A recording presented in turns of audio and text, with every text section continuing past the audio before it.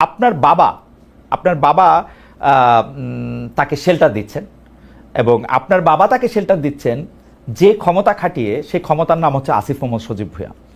আপনি কি একটু বলবেন যে এই একটা নৃশংস অপরাধ, আমি বাংলা ভিশনের যে কি দেখানো হয়েছে সেখান থেকে আলাদা করে আমি যতটুকু জিনিস সম্পর্কে শিওর হতে পেরেছি শুধু ততটুকু জিনিসে আপনাকে বললাম যে তিনজন, তার হত্যা, চাঁদাবাজি, সালিশ, বাণিজ্য, ইউপি চেয়ারম্যান, সে আওয়ামী লীগ আমলে ছিল, সবটা মিলে যদি আপনি এটা বলতেন যে আপনার বাবা তাকে সেটা দিচ্ছেন কিনা, এবং আপনি আপনার পলিটিক্যাল গেইনকে সামনে রেখে আপনার বাবা বিএনপির এগেনস্টে আওয়ামী লীগের লোকজনকে দিয়ে একটা পলিটিক্যাল একটা জায়গা তৈরি করতে চাচ্ছেন কিনা।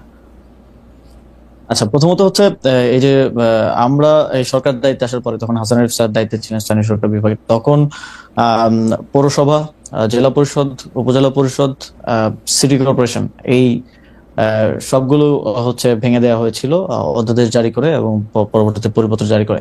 কিন্তু ইউনিয়ন পরিষদ ভাঙা হয় নাই। ইউনিয়ন পরিষদ ভাঙা হয় নাই এই বিবেচনায় যে এতগুলো ইউনিয়ন পরিষদে পরিচালনার মতো যথেষ্ট পর্যাপ্ত মানে প্রশাসক দেওয়ার মতো পর্যাপ্ত অফিসার আমাদের আসলে ফিল্ড পর্যায়ে নাই। সেই কারণে ইউনিয়ন পরিষদ ভাঙা হয় নাই।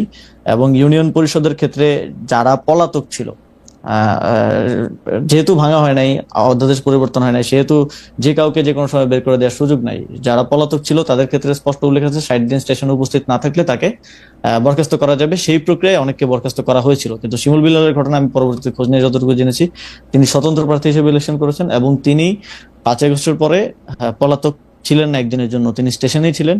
তো নিয়ম অনুযায়ী আসলে তাকে করা হয় নাই। এবং এই যে একটা রিপোর্টে বলা হয়েছে যে সব ইউনিয়ন পরিষদ চেয়ারম্যানদেরকে অপসারণ করা হয়েছে, এটা সম্পূর্ণ মিথ্যা। এই সংক্রান্ত ইউনিয়ন পরিষদ অধ্যাদেশ তখন করা হয় নাই, তখন অ্যামেন্ডমেন্টও করা হয় নাই এবং পরিপত্র জারি করা হয় নাই। ইউনিয়ন পরিষদগুলো আগের মতোই বহাল ছিল। শুধুমাত্র যারা পলাতক ছিল, স্টেশনে ছিল না, যাদের বিরুদ্ধে অনাস্থা এসেছে, আইন অনুযায়ী তাদেরকে অপসারণ করা হয়েছে। আপনি কি বলতে চাচ্ছেন যে জনাব শিমুল বিল্লাল আওয়ামী লীগের রাজনীতির সাথে জড়িত ছিলেন না?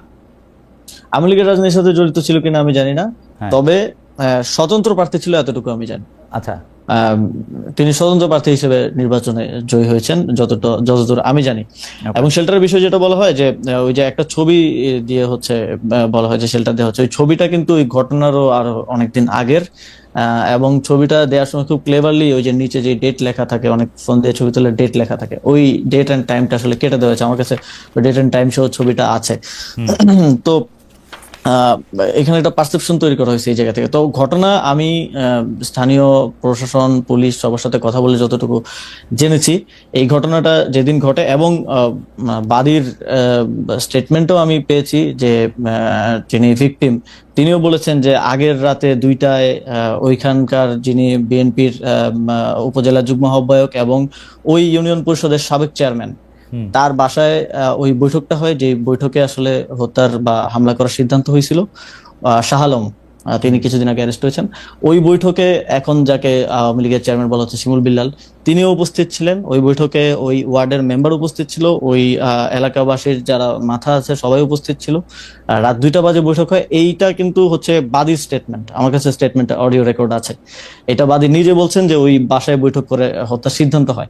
এবং প্রথম 15 দিনের বক্তব্য যদি দেখেন, ভিকটিম ফ্যামিলির কোথাও আমার নাম কিংবা আমার বাবার নাম নাই। এবং যেই ব্যক্তি এই ঘটনায় তার স্ত্রী হারিয়েছে, 2 সন্তান হারিয়েছে, তার স্টেটমেন্ট আছে, ছোটখাটো মিডিয়াতে এসেছে, যে তিনি বলছেন যে তাদেরকে এই ঘটনা ঘটার পরে বিএনপির নেতাকর্মীরা তাদের বাসায় যান, তাদেরকে নানাভাবে চাপ প্রয়োগ করেন, কুপরামর্শ দেন, উপদেষ্টার বাবা এবং উপদেষ্টার নাম মামলায় অন্তর্ভুক্ত করতে বলেন, কিন্তু তারা সেটাতে আপত্তি দেন এবং সেটা তারা করেননি। কিন্তু পরিবারের আরেকাংশকে এবং তার মেয়ের ব্যাপারে যখন আমরা বিভিন্নভাবে তার সাথে কথা বলার চেষ্টা করি, তিনি বলেন যে তার মেয়েকে তিনি আর সেই সময়ের পর থেকে পাচ্ছেন না, তার মেয়ে অন্য জায়গায় আছে। এবং এই যে বিভিন্ন ধরনের স্টেটমেন্ট, বক্তব্য, যেটা প্রথম 15 দিনে আসে নাই। আপনি তো যে কোনো ক্রাইমের ক্ষেত্রে যদি আপনি ভিকটিমের বক্তব্য নেন, তাহলে তো আপনার ফার্স্ট বক্তব্যটা বিশ্বাসযোগ্য হওয়া উচিত, যেটা পরবর্তীতে তাদেরকে। এবং আমরা এটা কি এরকম হতে পারে জনাব ভুঁইয়া, এটা কি এরকম হতে পারে যে প্রথম দিকে আপনার ভয়ে তারা সত্যি কথা বলতে পারেন নাই? আমার ভয় তো প্রথম দিকে যদি আমার ভয়ে না বলতে পারে, পরে কিভাবে তাহলে বলতেছে? অনেক কষ্টে সাহস এটা। এবং এবং না, এখানে যদি যার স্ত্রী মারা গেছে, যার 2 সন্তান মারা গেছে এবং উনি সেখানে থাকলে উনিও হয়তো মারা যেতে পারতেন। তিনি বলছেন যে তাদেরকে চাপ প্রয়োগ করা হয়েছে। এই ভিডিওটা আছে, আমি প্লে করে আপনাকে শোনাতে পারি। যে আচ্ছা। তাদেরকে চাপ প্রয়োগ করা হয়েছে, তাদেরকে কুপরামর্শ দেওয়া হয়েছে যেন তারা আমাদের নাম অন্তর্ভুক্ত করেন, কিন্তু তারা সেটা প্রাথমিকভাবে রিফিউজ করেছেন। ওকে তার নিজের স্টেটমেন্ট আছে। ওকে আমার মনে হয় যে আমরা আরেকটু অন্য জায়গায় যাই।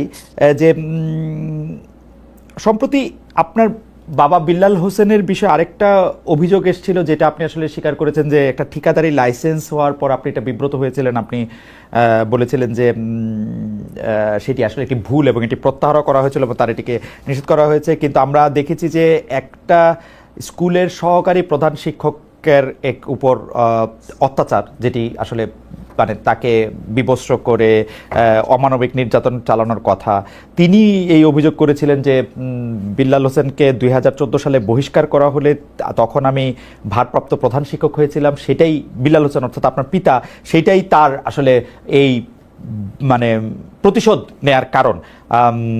এইটার সম্পর্কে আপনি একটু কিছু বলবেন যে এইটার বিষয়টা কি? হ্যাঁ ভাই, প্রথমত ওই রিপোর্টে তো খুব সুন্দর করে দেখানো হয়েছে, কান্নাকাটি সহ ইমোশন দিয়ে ইয়া করা হয়েছে। তো আমার কাছে এখানে পেপারেই আছে যে এই যে বহিষ্কারের কথা যেটা বলা হচ্ছে, এটা হচ্ছে বাবার স্বাক্ষর নকল করে, এবং হাইকোর্টের ভার্ডিক্ট আছে যে এই স্বাক্ষরটা নকলকৃত। এটা টেকনিক্যাল অ্যাসেসমেন্ট করে ভার্ডিক্ট দেওয়া হয়েছে।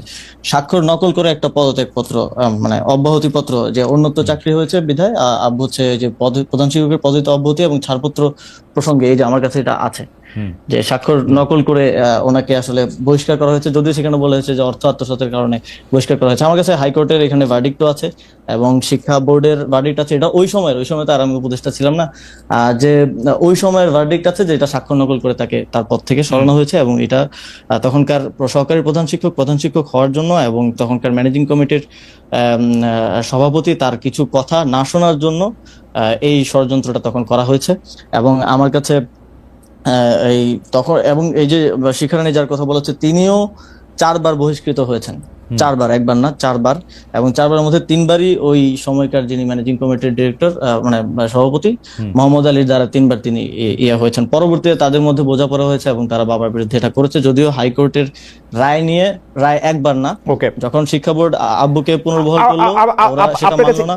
আপনার কাছে কি মনে হয় যে এই যে একটা ষড়যন্ত্র বা আপনি যেটাকে বলছিলেন যে এইভাবে সাজানো গোছানো জিনিস, এটার কারণ কি? জনাব বিল্লাল সাহেব কি রাজনীতিতে ওইখানে সক্রিয়, নাকি তিনি রাজনীতি করবেন, নাকি আপনি উপদেষ্টা হওয়ার পরে আপনার এই জায়গার শত্রু বেড়েছে বলে আপনি মনে করেন? এটা আমি মুরাদনগরের বিষয়ে যদি বলি, মুরাদনগরের ইয়াটা ছিল নির্বাচন করা কিংবা রাজনীতি করার জায়গা থেকে না। কারণ মানে আমি যদি রাজনীতি করিও, আমার মানে রাজনীতির সেন্টারটা মুরাদনগর হওয়াটা আমার জন্যই আরো নেগেটিভ। কারণ যোগাযোগ থেকে শুরু করে সময়, কারণ আমি পলিটিক্স করলে আমি ন্যাশনাল জায়গা থেকে, ন্যাশনাল অ্যাপ্রোচ থেকে করবো, আমি তো স্থানীয় পর্যায়ের নেতা হিসেবে রাজনীতিটা করব না।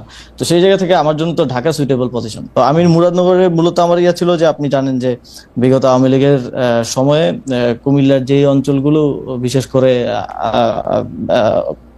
বিরোধী পক্ষের বিএনপি বা জামাত অধ্যুষিত সেই অঞ্চলগুলোতে উন্নয়ন কার্যক্রম হয় নাই বললেই চলে।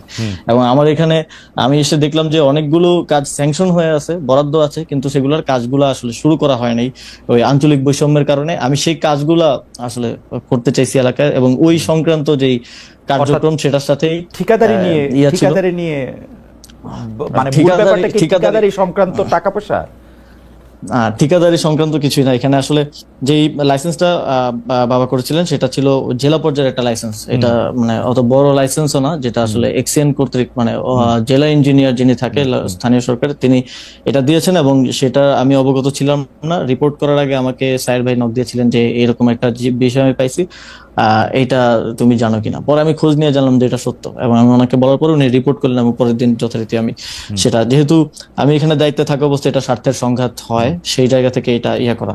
কিন্তু এটা যদি আমার বাবা না হয় অন্য যে কেউ করার, তো এটা তার মানে স্বাধীনতা আছে, যে কোনো ব্যক্তি হিসেবে তো ব্যবসা করার স্বাধীনতা আছে। কিন্তু আমি এখানে দায়িত্বে থাকা অবস্থায় এটা অবশ্যই স্বার্থের সংঘাত।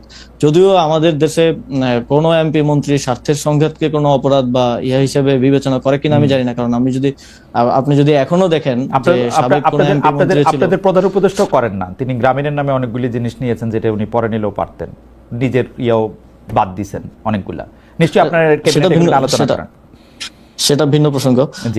তবে আমি সেটাকে কোনোভাবেই ইয়ে করে নেই, প্রশ্রয় দিই নেই, এবং সেটা আমরা কিন্তু বাতিল করেছি সাথে সাথে, এবং আমি বাবাকে বুঝিয়েছি। এবং তার ওই ঘটনার পর থেকেই মোস্টলি গত 5 মাস বাবা আমার বাসায় আছেন। উনি স্কুল থেকে ছুটি নিয়েছেন 6 মাসের, যে স্কুলে উনি প্রধান শিক্ষক, সেখান থেকে ছুটি নিয়ে বাসায় আছেন। আমি বুঝিয়েছি উনি বাসায় থাকছেন, যেহেতু বাইরে গেলে নানা ধরনের বিতর্কে জড়ানোর একটা চেষ্টা আছে। এবং খালেদ ভাই, আমার কাছে এই যে রিপোর্টটা হয়েছিল, সেই রিপোর্টের সব পেপার একদম এভিডেন্স সহ আমি একদম নিয়ে বসছি ওকে, আজকে। যদিও হয়তো এত সময় হবে না ইয়া করা। না, অবশ্যই সময় হবে। আমি এটা নিয়ে কথাও বলতে চাই, কিন্তু দুটো বিষয় আপনার একটু প্রশ্ন আছে। আমি প্রথম কথা হচ্ছে যে আপনি এটা একদম পরিষ্কার করেছেন যে মুরাদনগর বা স্থানীয় রাজনীতির ক্ষেত্রে আপনি নিজেকে রাখতে চান না। স্থানীয় এলাকায় এমপি হওয়াটা সেটা আপনার জন্য নানা কারণে এটা এখন কঠিন। তো এইটি তো মোটামুটি পরিষ্কার, আপনি রাজনীতিতে এলেও আসলে মুরাদনগর থেকে আসলে নির্বাচন করার ব্যাপারে আপনার কোনো ইচ্ছা নাই। সেটি আসলে মূলত ওই এলাকায় যে কাজ বা উন্নয়ন কর্মকাণ্ডের মধ্যে থেকে আসলে ভাগবাটোয়ারা নিয়ে এটা হইতেছে, এটা একটা পরিষ্কার বিষয়। দ্বিতীয় জিনিসটা, আপনি যেভাবে বলতেছেন এবং যে এভিডেন্সগুলো এখন আপনার হাতে আছে, সেই ক্ষেত্রে আপনি এটা আদালতে ট্রাই করবেন কিনা, যেসব অভিযোগগুলি করা হয়েছে আপনার বিরুদ্ধে, বা যারা আপনার বিরুদ্ধে অভিযোগ করেছেন, যারা আপনার বাবার বিরুদ্ধে অভিযোগ করেছেন, ব্যাপারটা আপনি আদালতে তুলবেন কিনা? হ্যাঁ, প্রথমত কেউ লিগ্যাল কোনো অভিযোগ তো করেন নাই। এখানে ডিফেমেশন করা হয়েছে এবং এক ধরনের পারসেপশন তৈরি করা হয়েছে, সোশ্যাল জাস্টিস হয়েছে আর কি, এক ধরনের আপনি ডিফেমেশন শুট করবেন কিনা, মানে এর চেয়েও অনেক ছোট কারণে অনেক ডিফেমেশন শুট করে। অবশ্যই আমি ডিফেমেশন শুট করব, এবং সেই জন্য আমরা সব এভিডেন্স একত্র করেছি। এবং যেহেতু একটা রিপোর্ট হয়েছে, সেটার একটা রিবাটালও আমরা তৈরি করেছি। আমি যদিও মানে ওপেন আহ্বান জানিয়েছিলাম বাংলাদেশের যে কোনো মিডিয়াকে এটা নিয়ে একটা ফ্যাক্ট বেসড ইয়া করার জন্য। আপনি চাইলে আপনিও করতে পারেন, দুই পক্ষের কথা শুনে। ওর কিন্তু একপাক্ষিক